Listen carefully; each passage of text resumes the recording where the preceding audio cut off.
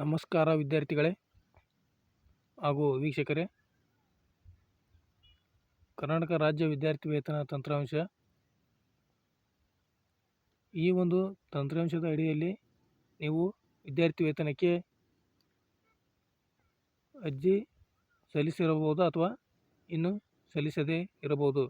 ಅಂಥ ವಿದ್ಯಾರ್ಥಿಗಳು ಈ ಒಂದು ಹಾಗೂ ಪ್ರತಿಯೊಂದು ಸ್ಕಾಲರ್ಶಿಪ್ನ ಕೊನೆಯ ದಿನಾಂಕ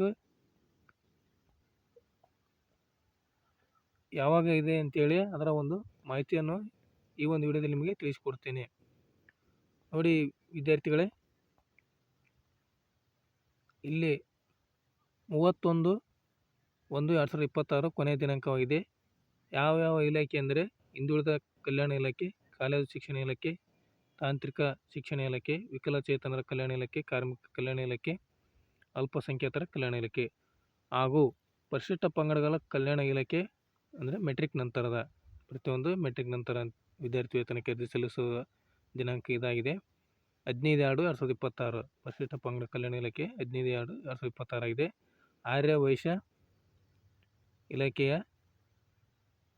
28/2/2026 ಕೊನೆಯ ದಿನಾಂಕವಾಗಿದೆ. ಆದ್ದರಿಂದ ಬೇಗನೆ ಇನ್ನೂ ಯಾರು ಅರ್ಜಿ ಸಲ್ಲಿಸಿರೋದಿಲ್ಲ ಈ ಒಂದು SSP ಸ್ಕಾಲರ್ಶಿಪ್ಗೆ ಅರ್ಜಿಯನ್ನು ಸಲ್ಲಿಸಿ ಹಾಗೂ ಈ ಒಂದು ಮಾಹಿತಿಯನ್ನು ಇತರ ನಿಮ್ಮ ಫ್ರೆಂಡ್ಸ್ಗೂ ಶೇರ್ ಮಾಡಿ ಹಾಗೂ ನಮ್ಮ NSK tech news Kannada YouTube ಚಾನಲನ್ನು ಸಬ್ಸ್ಕ್ರೈಬ್ ಮಾಡಿ ಅಂತ ಹೇಳ್ತಾ, thank you for watching this video.